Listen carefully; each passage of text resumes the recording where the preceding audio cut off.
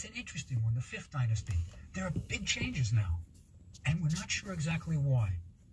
Let me tell you about a papyrus.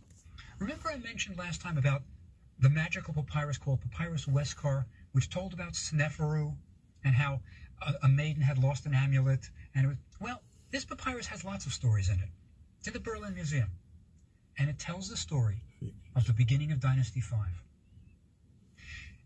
The papyrus is set during the time of Khufu, builder of the Great Pyramid. And Khufu is having his sons, and there are plenty of them, tell him stories to amuse him. And each tells a story. And when one son comes up, it's his turn, and he says, rather than telling a story, let me bring a magician, and he'll tell you the future. So the magician is brought in, and he starts to tell the future. And what he sees is the beginning of the 5th dynasty. He says how the new dynasty is going to start. And he says it's going to start with the birth of triplets. Triplets. And these are going to be the first kings of the 5th dynasty. So we have this magical story about how the 5th dynasty begins. Now, we know that it begins with changes. The kings of the 5th dynasty, we can call them solar kings, sun kings. They seem to be really more into sun worship than anybody else. They innovate something that's never been seen in Egypt before, a solar temple, a temple dedicated to the sun. They have pyramids also, they're small affairs, but they go to different sites. They go to Abu Ghurab and Abu Sir. These are about a mile apart from each other, not too far from Saqqara, not too far. And they built these sun temples. They're large altar, and in front of the altar is a stone, a large, it's not quite an obelisk, but it's called a Ben stone. We don't really know the function. It was some kind of stone that was worshipped in some way. But they have these sun temples and small pyramids. These pharaohs also have unusual names. The first one is Usukov. That's not a strange name. But after him, the pharaohs take Re names, meaning they incorporate Re, the sun god, into their names. So we get people like Sahu Re, Nefer-Ir Ka Re. All of these are praising the sun god Re. So they're building solar temples. They have names that incorporate Re. Something is going on. I'm not sure exactly what. It could be that the priests are becoming sort of influential and saying, you know, the right god is really Re. He's the big god. So they're starting to change things, perhaps for religious reasons. But at the end of the 5th dynasty, we get an even bigger change. The last king of the 5th dynasty starts a tradition that will be continued a little while, but it's absolutely unique. The pharaoh Unas builds a pyramid at Saqqara. It's a small pyramid. It's modest. But inside, it's incredible. He has texts carved inside, all over the burial chamber, on the walls leading to the burial chamber, which we call the pyramid texts. Now remember, up until this time, one of the puzzles is, why don't they put names on the pyramids even? Why are the burial chambers of, say, the Maidum Pyramid, the Red Pyramid, the Bent Pyramid, the Great Pyramids at Giza, why are they all blank walls, uninscribed? Nobody knows. But Unas changes this. On the walls, covering the walls, are thousands of hieroglyphs, and they're all magical. They're called the pyramid texts, and what they're supposed to do is make sure that the pharaoh makes it to the next world. Now, people often say, it's amazing that you can build the Great Pyramid of Cheops in 22 years, roughly the time it took to build it. I think it's amazing that Unas could build his pyramid, because it took an incredible amount of work and labor, artists carving these hieroglyphs, and they go from ceiling to floor in columns. Each column is a separate spell. Hundreds of beautifully carved, painted hieroglyphs. And you know, I've looked at the hieroglyphs very carefully. I figured that the way to do it quickly, efficiently, is to have stencils. Like when you were a kid and you wanted to do the ABCs nicely on your report, you could have a stencil and you could do it. I figured they'd have hieroglyph stencils. So I looked very carefully at the owls, just that one hieroglyph, which is the hieroglyph for M, the sound is an owl. They were all individual individually done. They weren't stenciled on. You can tell. They're not the same. They're not all exactly the same height. The feathers don't go all the same way. These were each an individual little sculpture. A remarkable thing. It would have taken years and years to do it. I often wonder, did they do it on the wall? Or did they do it outside and bring the blocks in? You know, you could have more men working. We're not sure, but it's a remarkable achievement. But let me tell you what they say. Now, the pyramid texts are intended to protect the body of the pharaoh in 3 different stages. Now remember, the king is buried inside the pyramid, inside a sarcophagus. And a sarcophagus of Unas, by the way, is still there, and it's a thing of beauty. It's painted like the palace facade. Remember the serech, that rectangle that represents a palace? It has paintings on it just like that, colored, because there's no weathering inside the pyramid. They still have the vibrant colors. But the first stage that the pyramid text is supposed to take care of is protect the body of the pharaoh as it lies in the burial chamber. So you get magical spells like, Unas lies in his burial chamber. Nothing disturbs his rest. Sorry. Unas is not bitten by a scorpion. No robber disturbs the rest of Unas. So the first spells are all to make sure that the body of the king will stay undisturbed in its sarcophagus until it's ready. Okay. Oh, I'm sorry. My camera is, I got it sitting on an unlevel area. Trains were going by and, well, you know how trains are, loud and obnoxious, especially when you're driving, but that's another story. So, the 5th dynasty, not the same, it's not your father's dynasty. No. The 5th dynasty, they're making smaller pyramids and they're putting writings on the walls of the pyramid. Now, like I said before, each pharaoh puts his own stamp on his rulership. So the 5th dynasty, they're going smaller with the pyramids, and they're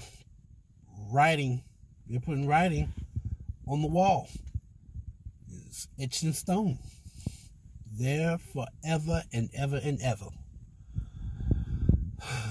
But these guys are also doing something else. They're not worshiping Osiris. They're not worshiping Horus.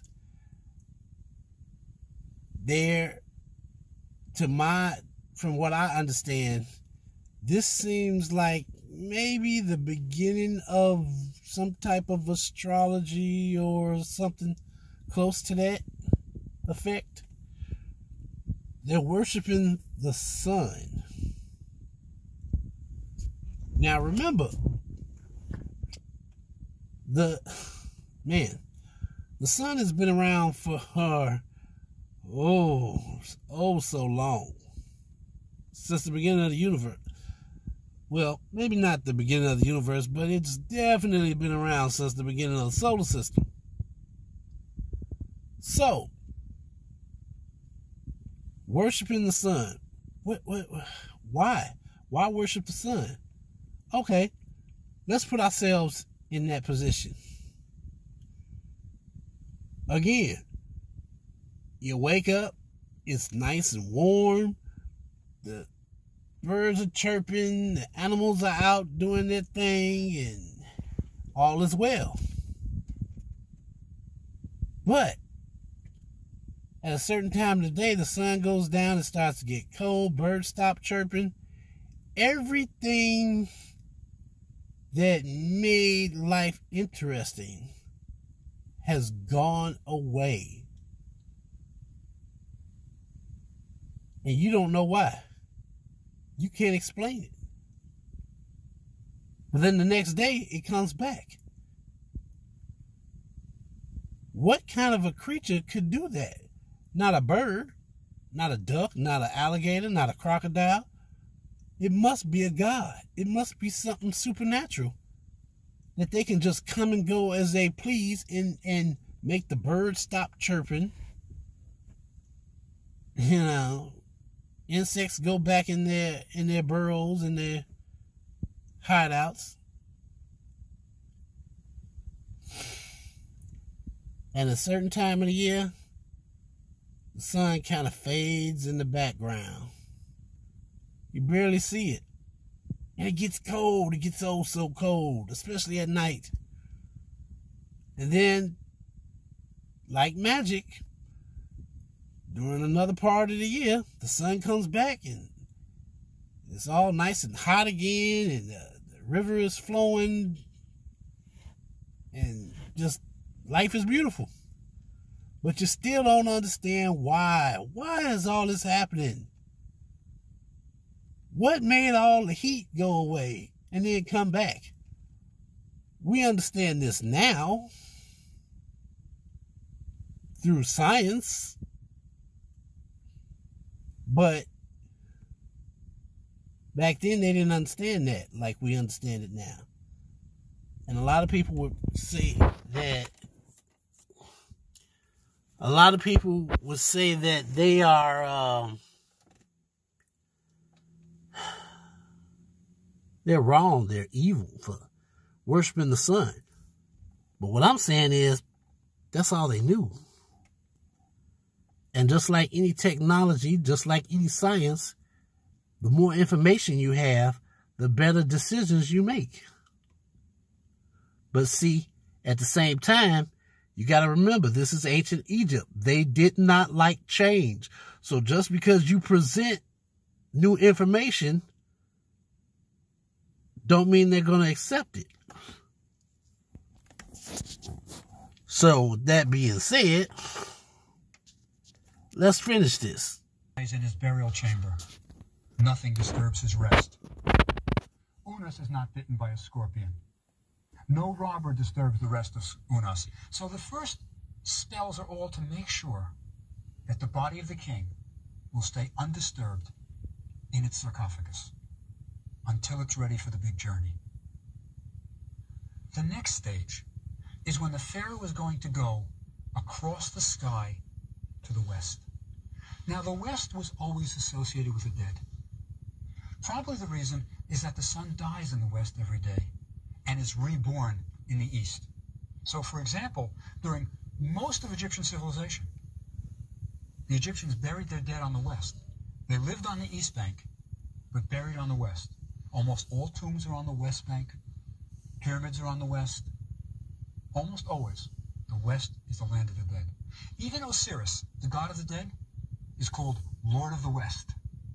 And you know what the Egyptians called people who died? I mean, we have euphemisms today. I mean, we don't say, oh, he's dead. You know, like if you go to a funeral, he might be the dearly departed. It sounds like he just went on a trip. The Egyptians called them Westerners. Dead people were called Westerners. And when somebody died, they said, he went west. Right? So the west was always associated with the dead. So when you were going to make your journey to the next world, you were going to go through the sky to the west in a boat, a solar boat. Now, the next set of spells are intended to make sure that when Unas makes the big journey, he's not going to be impeded in any way. The boat is going to have smooth sailing through the sky. So you have spells like, the bark of Unas progresses swiftly. No enemy of Unas hinders the bark. You get things like that. So the second stage of the pyramid texts is to make sure that you're going to go west safely. He'll fade the journey. His body has been protected inside the sarcophagus in the burial chamber. Stayed there till time of resurrection. Makes the big journey. Now we've got to make sure that he's accepted in the next world. So you have magical spells like, Unas is greeted by Osiris. Unas is welcomed by Horus. Isis is on his left. Horus is on his right. They greet the pharaoh. So we're told that Unas makes it. It's a magical principle. The word is the deed. If you say it, it will happen. There's a couple of spells that are kind of curious. I like to say a couple of things. The next world. It's almost like they had backup systems. He's getting to the next world. How's he going to get in? Unas ascends his ladder, right? And the gods are holding the ladder to steady it. So one way to get into the next world is by the ladder. Now, if that doesn't work, Unas ascends the steps to the next world. Some people think that the steps may be the steps of a step pyramid. That may be what they intended to do. But Unas has plenty of ways to get into the next world, and that's the purpose of the pyramid texts. There's one text that there's been a lot of literature about, very strange text. It's called the Cannibal Hymn. Huh? It's on the walls of the pyramid, and we're pretty sure we know what it means. It describes Unas as eating the entrails of his enemy. Ew. And Unas eats parts of the gods even. Huh? Now, the notion, of course, is that you've really defeated your enemy, and maybe even if you eat his entrails or eat part of the gods, you gain their power. That's the notion. But the question is, are we supposed to take this literally? No. Do we really want to think that Unas was a cannibal or that the Egyptians were cannibals? No. Well, most of us don't take it literally. We think the idea is, it's like, I'm going to knock your head off. You don't mean it literally. But one Egyptologist did, and it led to a curious theory. E.A. Wallace Budge. He was the curator of the British Museum's Egyptian collection. In those days, in the 1920s, it was called the Keeper of Egyptian Antiquities. Budge wrote a book on Osiris. And if you remember the myth, Budge has an explanation for this myth. Osiris, if you remember, is the first one to resurrect. He's hacked to pieces, he's put back together, and he resurrects. So the Egyptian religion is one of resurrection. Budge claims that this myth was introduced to stop the Egyptians from being cannibals. See, if you told them, no, don't eat that relative, he needs his body for the next world, then it would stop cannibalism. So Budge at least is one who took this myth literally as true. Most of us think he's wrong, that it wasn't literally true. There's virtually no evidence for cannibalism in Egyptian society. There are no bones, for example, with human tooth marks on it, which is how you would tell. There are no texts that say anything like that. So almost certainly it's merely metaphorically, and Unas is going to make it to the next world. Unas is the last king of Dynasty 5. The kings of Dynasty 6 are going to build pyramids at Saqqara, but they're small things, really inconsequential. If you look at them today, they look very much like hills, sort of, they look almost like natural hills. You can't really tell they were once beautiful pyramids. Now, the pharaoh Teti in Dynasty 6 built a pyramid. As I say, a small affair, nothing impressive. But at the same time that he was building his little pyramid, which included pyramid texts, his chancellor, Mereruka, is building his mastaba. Now remember, the mastabas are the above-ground bench-like structures. But Mereruka's mastaba is so big that it rivals the pyramid of a pharaoh. Wow. What I think we're getting is the pharaoh's power is being diminished, and the nobles around him are increasing in wealth. Don't know why, but if you look at Mereruka's mastaba, it has 32 rooms. I mean, it's practically an apartment house. And all the rooms are carved with beautiful scenes of what Mereruka wanted to do in the next world. It shows him harpooning a hippo. He was a hunter.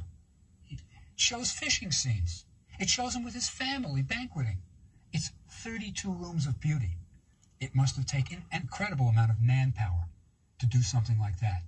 And inside Mereruka's little chamber where he has a statue is a beautiful statue. Beautiful. It rivals royal art. It shows Mereruka, and he's standing in a kilt. Now, let me tell you about this kilt. This kilt was a sign. It's a starched kilt. It was worn by officials. And what that means is, I'm an official. I've got this starched kilt. I couldn't possibly do manual labor. It's like the Mandarin fingernails, which were a sign that the Mandarins didn't have to do any work. This was a way of saying, I'm an official. I don't have to do anything. So Mereruka built this incredible mastaba. While the pyramid of the pharaoh isn't really anything special, I think we're really getting almost a competition between the pharaoh and his nobility. Now, let me say a couple of things about the last pharaoh of Dynasty 6. This is going to be the end of the Old Kingdom. Now, I use the words Old Kingdom Egyptian history is so long, 3,200 years virtually of recorded history, of records that we have, that you have to break it up into manageable chunks or else it just becomes too much. And Egyptologists do that in a simple way. The beginning we call the Old Kingdom. At the end of the Old Kingdom, there was a total collapse. That's an intermediate period. First intermediate period. Then Egypt rises again, gets its act together. We call that the Middle Kingdom. Years of prosperity, stability, but then it collapses again. As far as I know, Egypt is the only civilization to have two really total collapses and get its act together again. The only one. And then, when it gets its act together again, we call it the New Kingdom. So we've got Old Kingdom, intermediate period, Middle Kingdom, intermediate period, New Kingdom, and then there's going to be late period and decline. This is Egyptology talk. The Egyptians never talked that way. They never said, we're in the New Kingdom now. They never viewed it that way. But we view it that way. So what we're looking at right now in Dynasty 6 is the end of the Old Kingdom. It's the end of the glory days. And the last pharaoh of Dynasty 6, who ends the Old Kingdom, is a pharaoh called Pepe II. Pepe! A couple of distinctions that are kind of neat. Pepe II is the longest reigning monarch in the history of the world. He ruled for 94 years. Oh, wow. 94 years. Of course, he was a child when he ascended to the throne, maybe only 4 years old. But that means he lived. Should have known. 98. Right? Longest reigning monarch in the history of the world. There's even a great story connected with when he was a kid. When he was a kid pharaoh, he's 8 years old. And he's got his chancellor to Nubia in the south. He sent him to Nubia to bring back gold and ivory and all these great things, of course, or at least somebody sent him. He's only 8 years old. The chancellor writes back and says, you know, I'm also bringing you a pygmy. Right? Bring him a pygmy. And Pepe gets so excited. Right? He writes back to his vizier. He says, I want this pygmy more than the gold. He says, put strong men on either side of him if he goes to the river so he doesn't fall in and drown. Have strong men sleeping next to him in his tent.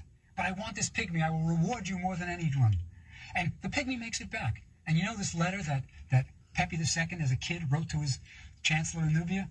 The chancellor on his tomb put it on the wall, had it carved on the wall, showing that the pharaoh cared enough to write a personal letter. It was a big deal. Right? So we've got a little bit of documentation on Pepe II as a kid. But he lives very long, maybe too long. Remember, the pharaoh was the physical leader of Egypt. He had to take the men out in the army. He had to do battle. He had to lead. Pepe lives to be perhaps 98. That may be the reason why the Old Kingdom collapsed. Pepe may have just lived too long. He could no longer lead the army. He was feeble. What could you do? He's a god king. He stays put. Well, dang, 98. That's. Wonder how old is the Queen of England? Is she that old yet? And I doubt very seriously she was ruling since she's been a kid. Man, 98 years of age. That's a long time to live in itself. And then, majority of your life, you are ruling over a whole nation. Interesting. Very interesting. Well, as you heard, that was the close of the 5th dynasty. So the professor kind of breezed through that a little bit, you know. First couple of pharaohs, then he went straight to the last pharaoh. So I guess it was not much to talk about. But as the series goes on, there'll be other little tidbits of information, side notes that you will no doubt find interesting. I know I do. And with that being said, I'll talk to you later.